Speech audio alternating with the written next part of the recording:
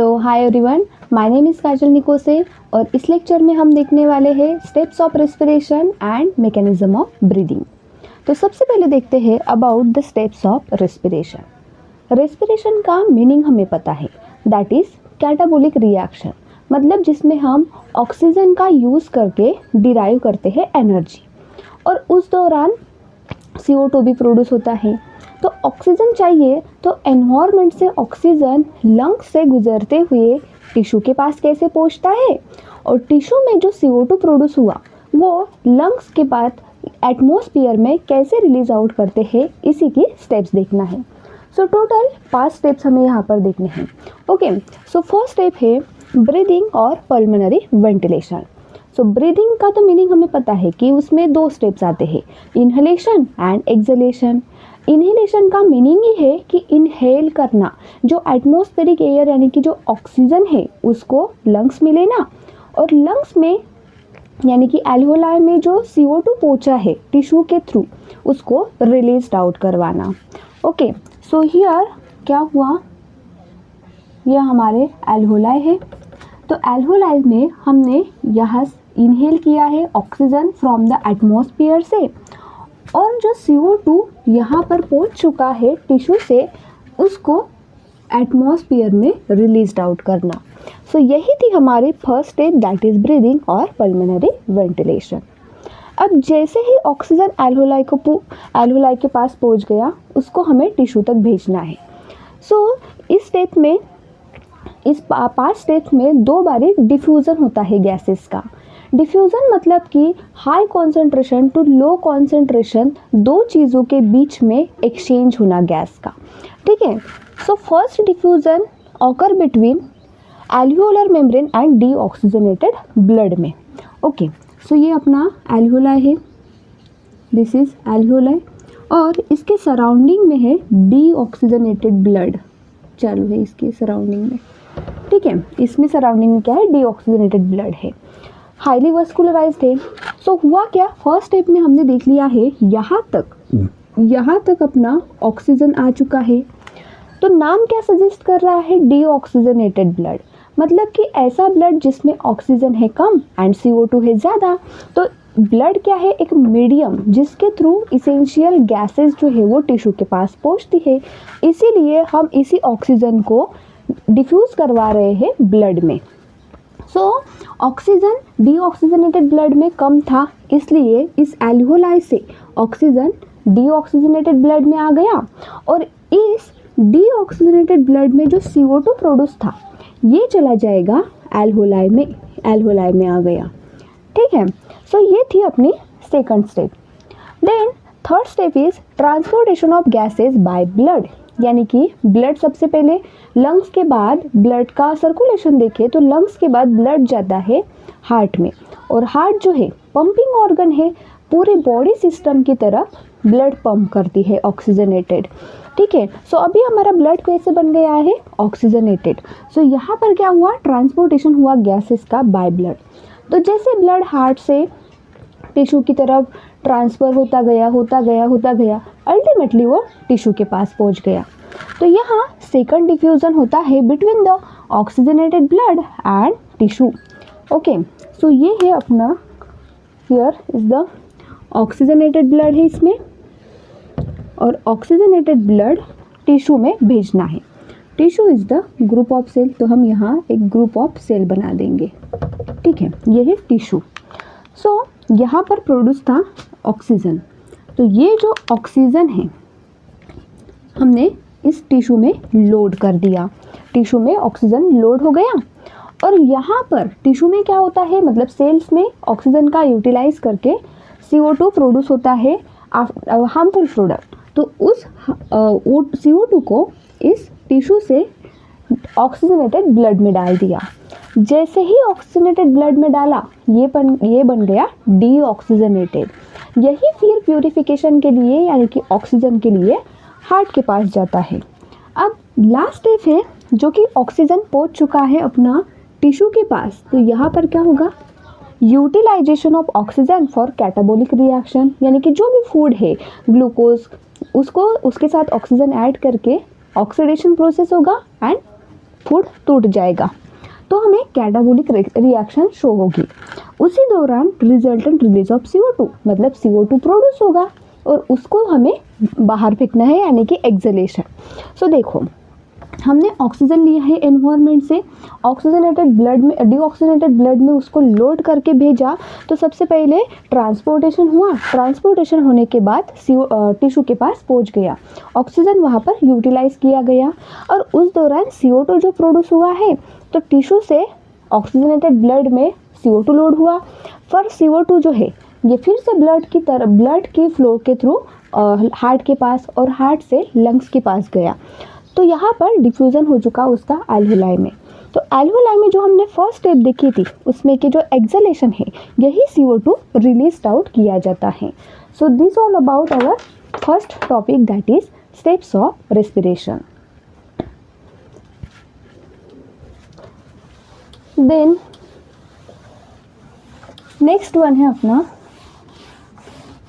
Mechanism of breathing, यानी inhalation और exhalation कैसे होता है। अब हमने देखा है air tight nature, air tight nature और द एयर टाइट चेम्बर, मतलब कि जो अपना लंग्स है उसको चारों ओर से बोन्स एंड मसल्स ने घेरा हुआ है, तो हम डायरेक्टली लंग्स में कोई चेंज नहीं कर सकते, तो सबसे पहले हमें थोरैसिक वॉल्यूम में चेंज करना पड़ता है। तो इसलिए हमें यहाँ पर कुछ मसल्स के बारे में पढ़ना है, जो मसल हेल्प करती है to change the volume and the pressure. ठीक है, सो यहाँ पर हम पढ़ेंगे अब muscles involved in breathing, muscle involved in breathing. So दो तरीके के हम ब्रीदिंग करते हैं, मतलब नॉर्मली तो हो ही रहा है, अब जैसे बॉडी की नीड है, जैसे कि ऑक्सीजन ज़्यादा चाहिए ड्यूरिंग द एक्सरसाइज, तो फास्ट ब्रीदिंग होती है, मतलब फास्ट इनहेलेशन। CO2 ज़्यादा प्रोड्यूस हुआ तो फास्ट एक्सलेशन भी होगा, यानी उसी को कहते हैं forceful breathing. So here normal breathing भी है,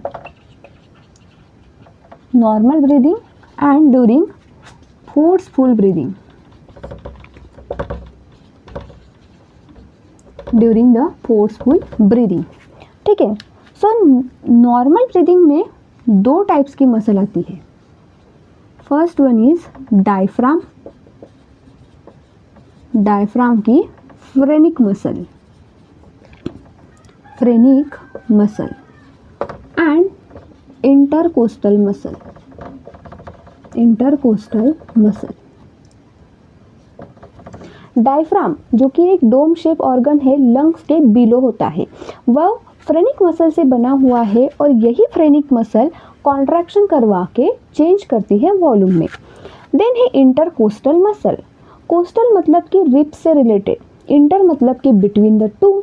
सो जो दो रिब्स से लैटरली जो जुड़े हुए हैं, तो दो रिब्स के बीच में जो मसल पाई जाती है, that is called intercostal muscle. So here between ribs, ribs के बीच में। सो वेंट्रली देखिए हमारे हार्ट में, सॉरी हमारे लंग्स के वेंट्रली देखिए, और हार्ट के भी वेंट्रली कहे तो स्टर्नम है, तो वेंट्रली ये स्टर्नम हो गया, विच इज़ फ्लैट बोन। अब इसके सराउंडिंग में क्या होते हैं, मतलब लैटरली पाए जाते हैं रिब्स। सो यहाँ पर ये हो गए रिब्स।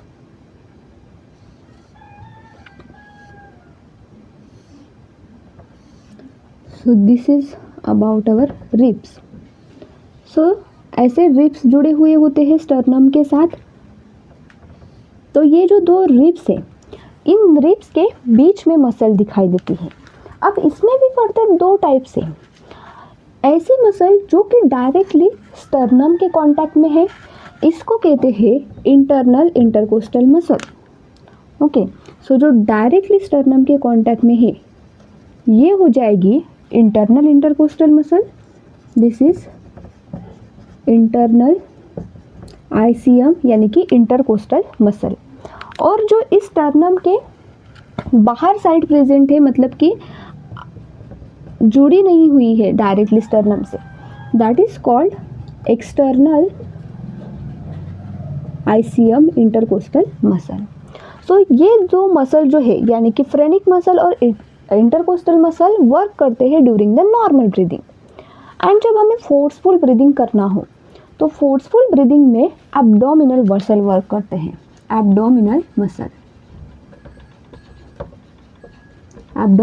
मसल वर्क करते हैं इन द फोर्सफुल ब्रीदिंग। अब इसमें भी देखें इंटरकोस्टल मसल में, सो जो हमारे एक्सटर्नल आईसीएम है ये नॉर्मल ब्रीदिंग में वर्क करते हैं एंड एब्डोमिनल मसल जो कि फोर्सफुल ब्रीदिंग में वर्क कर रही थी उसके साथ साथ इंटरनल आईसीएम वर्क करते हैं। सो ये था अपना अबाउट मसल्स के बारे में।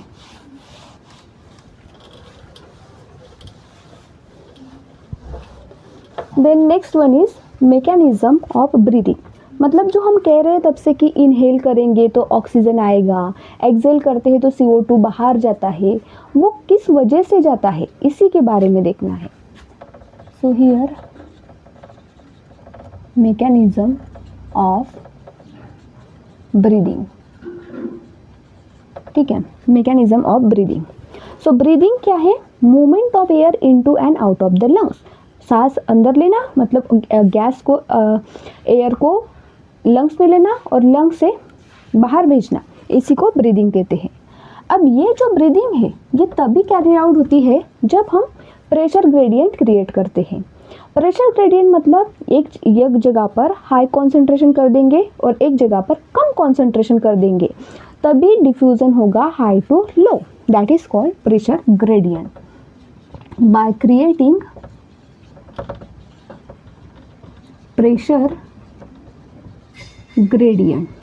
तो ब्रीदिंग में सिंपली 2 स्टेप्स आते हैं, इनहलेशन एंड एक्सलेशन। सो अगर हम पहले देखें दैट इज इनहलेशन, इनहलेशन को ही इंस्पायरेशन कहते हैं, ठीक है। सो इंस्पायरेशन मतलब यहाँ पर मीनिंग क्या हो गया, यहाँ पर atmospheric air is drawn in, inside the lungs आएंगे, atmospheric air is drawn in मतलब हमारे लंग्स में आएगी।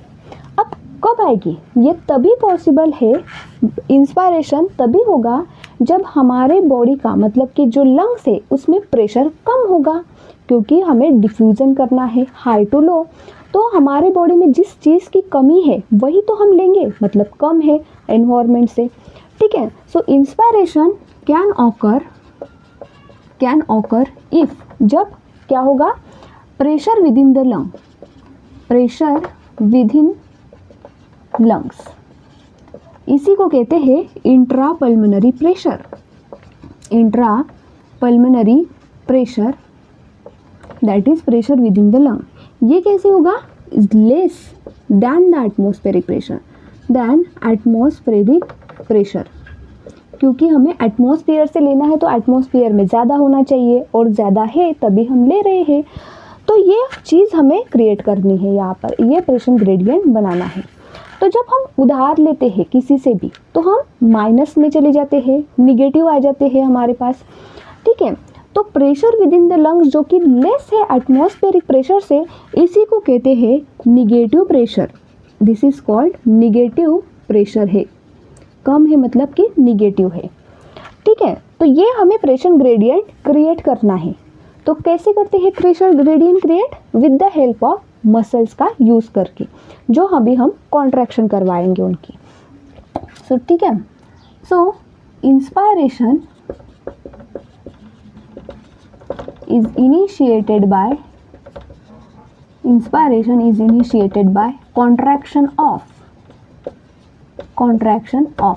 कॉन्ट्रैक्शन क्यों करवाया? क्योंकि कॉन्ट्रैक्शन जब करेंगे तो वॉल्यूम बढ़ेगा एंड वॉल्यूम बढ़ेगा तो प्रेशर क्या हो जाएगा? डिक्रीज, और वही हमें करना है, इंट्रापल्मोनरी प्रेशर को कम करना है, ठीक है। सो यहाँ पर 2 मसल्स आती है, डायफ्राम है,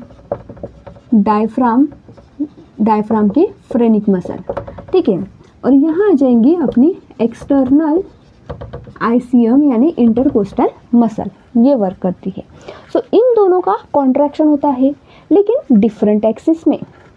सो बात समझो, ये है अपना diaphragm, this is our diaphragm है लंग्स के नीचे, ये हो गए अपना लंग्स, ठीक है, और इसके साथ इसके वेंट्रली है स्टर्नम और यहाँ ऐसे जुड़ी हुई है रिब्स, ठीक है, ये हो गई इसकी ribs. So this is lungs. ठीक है, सो क्या हुआ, डायफ्राम का हम कॉन्ट्रैक्शन करेंगे, तो कॉन्ट्रैक्शन करने के बाद वॉल्यूम बढ़ता है। तो कॉन्ट्रैक्शन कैसे होगा, ये जो डायफ्राम है it is dome shape, it is dome shape organ है। ठीक है, तो ये जब डायफ्राम कॉन्ट्रैक्ट करता है इन एंटेरियो पोस्टेरियर एक्सिस में, एंटेरियो पोस्टेरियर एक्सिस, सो जो डोम शेप डायफ्राम था ये बन जाता है फ्लैटन। सो डायफ्राम बिकम्स फ्लैटन। फ्लैट हो गया मतलब यहाँ ऐसी कंडीशन हमें दिखाई देगी, सेम ये जो डायफ्राम है फ्लैट, यानी पूरे स्ट्रेट दिखाई देगा डायफ्राम। ठीक है, और ये हो गए हमारे लंग्स। सो लंग्स की बात करें तो इतना वॉल्यूम था पहले, अब ये जो वॉल्यूम है मतलब इतनी जो जगह है ये बढ़ गई, मतलब वॉल्यूम क्या हो गया, इंक्रीज हो गया। अब जो एक्सटर्नल इंटरकोस्टल मसल ये डोर्सो वेंट्रल एक्सिस में, डोर्सो वेंट्रल एक्सिस में कॉन्ट्रैक्ट होते हैं, जिसकी वजह से स्टर्नम एंड रिब्स अपवर्ड हो जाते हैं। ओके, देखो ऐसा डोम शेप डायफ्राम था और उसके डोम शेप डायफ्राम के ऊपर क्या है, लंग्स है। तो ये जब कॉन्ट्रैक्ट हुआ तो पूरा फ्लैट हो गया, तो इतना जो वॉल्यूम है ये बढ़ गया, और जो स्टर्नम है and ribs external intercostal muscle के कॉन्ट्रैक्शन की वजह से वो भी डोर्सो वेंट्रल एक्सिस में कॉन्ट्रैक्ट हुए, तो वो अपवर्ड चले गए, यानी इसकी वजह से वॉल्यूम बढ़ा। तो सबसे पहले थोरैसिक वॉल्यूम बढ़ेगा। So here thoracic volume gate increase. Thoracic volume में कोई भी चेंज होता है तो पल्मोनरी वॉल्यूम पर रिफ्लेक्ट करता है, यानी पल्मोनरी वॉल्यूम भी इंक्रीज हुआ, पल्मोनरी वॉल्यूम इंक्रीज, क्योंकि ये डायरेक्टली प्रोपोर्शनल है। और जैसे ही पल्मोनरी वॉल्यूम इंक्रीज हुआ सो पल्मोनरी प्रेशर क्या हो जाएगा, डिक्रीज, पल्मोनरी प्रेशर डिक्रीज, क्योंकि volume and pressure are inversely proportional to each other. ठीक है, पल्मोनरी प्रेशर डिक्रीज हुआ, यहाँ पर प्रेशर हो गया कम। ठीक है, प्रेशर कम हुआ so less than atmospheric pressure, less than ATM pressure. So जैसे ही थोरैसिक वॉल्यूम इंक्रीज हुआ तो pulmonary volume get also increase. Pulmonary volume increase होने की वजह से पल्मोनरी प्रेशर डिक्रीज हो गया to less than the atmospheric pressure. So अब क्या होगा, ये जो एयर है मूव्स इनटू लंग्स, यानी एटमॉस्फेयर की जो एयर है, यहाँ एटमॉस्फेयर में ऑक्सीजन जो है वो यहाँ पर प्रेशर डिक्रीज होने की वजह से high concentration to low concentration diffusion हो जाएगा। So this is about inspiration. ठीक है, देन नेक्स्ट है अपना एक्सपायरेशन।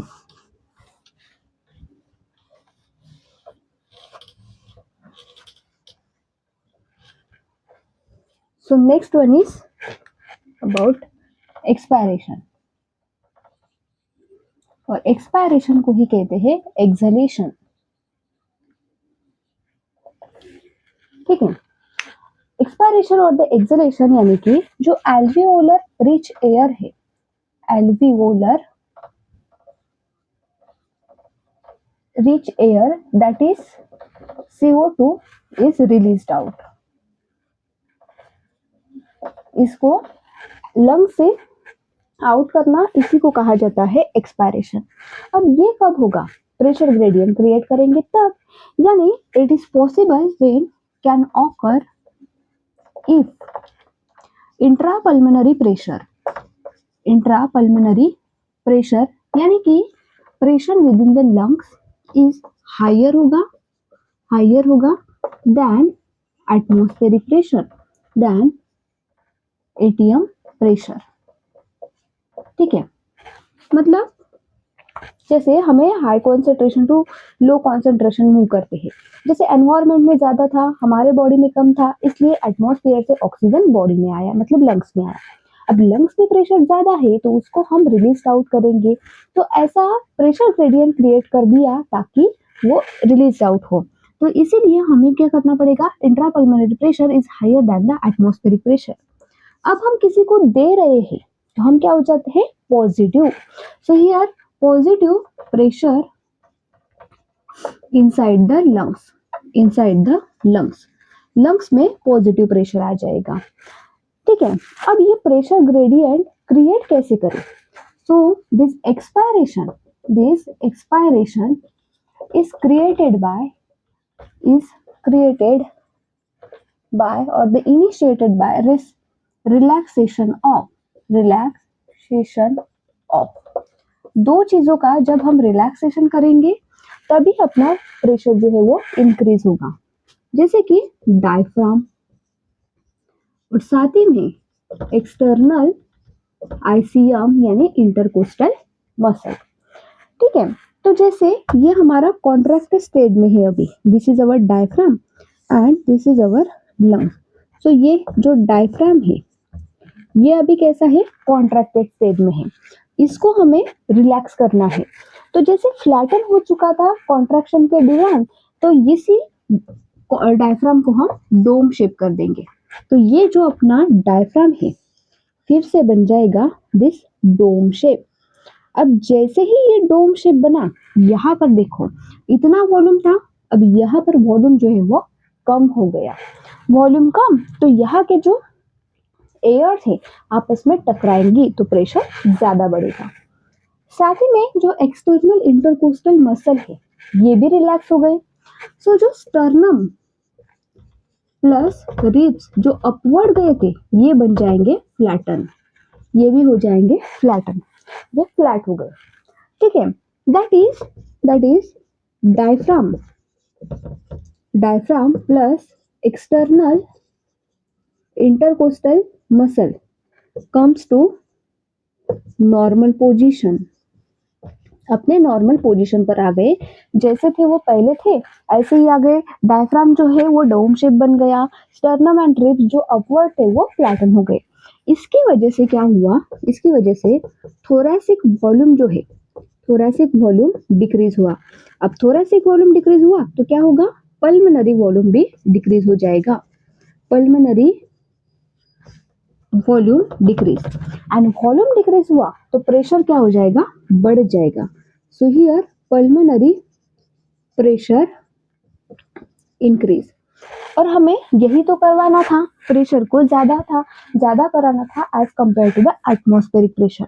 तो जैसे ही प्रेशर ज्यादा हुआ this leads to the expulsion of air from lungs, तो यहाँ पर देखो प्रेशर बढ़ गया as compare to the atmospheric pressure, तो इसको हमने इसी लंग से एटमॉस्फेयर में रिलीज करा दिया। ठीक है, प्रेशर क्यों है इन्वर्सनली प्रोपोर्शनल टू वॉल्यूम, क्योंकि समझो एक रूम है जिसमें हमने 2-4 चीजें रखी है, अब उसको हम दूर दूर भी रख सकते हैं, तो वो जो चीजें हैं आपस में टकरा नहीं रही, तो प्रेशर उनका क्या है, कम है, क्योंकि उनकी क्वांटिटी कम है। अब ऐसा रूम में हमने इतना सारा मटेरियल रख दिया, जैसे स्टोर रूम में रखते हैं कि जगह भी नहीं, उसकी कैपेसिटी भी नहीं है होल्ड करने की, फिर भी भरे जा रहे हम सामान, तो वो सामान क्या होते हैं, आपस में टकराते हैं, जिसकी वजह से प्रेशर बढ़ता है। प्रेशर क्यों बढ़ा, क्योंकि उनकी क्वांटिटी बढ़ी। तो यहाँ पर वॉल्यूम जैसे ही कम होता है तो जो एयर के मॉलिक्यूल है आपस में टकराते हैं, जिसकी वजह से प्रेशर ज्यादा होता है, और ये जो प्रेशर है उसको हमने एक्सपेल आउट कर दिया। ठीक है, सो ये था अपना मैकेनिज्म ऑफ ब्रीदिंग, जिसमें हमने इंस्पिरेशन एंड एक्सपिरेशन के बारे में देखा। So the next one is facts related to breathing. Facts. तो इसके बारे में हमें 2 चीजें जाननी है, जैसे अपना respiratory rate. So here respiratory rate मतलब कि बाय यूनिट टाइम, जैसे सेकंड है, मिनट है, आवर है तो हम यहाँ मिनट का कंसिडर करते हैं कि एक मिनट में हम कितनी बारी इनहेलेशन एंड एक्सहेलेशन मतलब कि ब्रीदिंग परफॉर्म करते हैं। सो रेस्पिरेटरी रेट है एडल्ट ह्यूमन का 12 टू 16 ब्रीथ पर मिनट। सो एक मिनट में हम 12 टू 16 बारी ब्रीदिंग करते हैं। ठीक है, अब जब एयर हम इनहेल कर रहे हैं, एक्सहेल कर रहे हैं, तो कोई कंडीशन हो गया, जैसे कि लंग्स के रिलेटेड कोई भी कंडीशन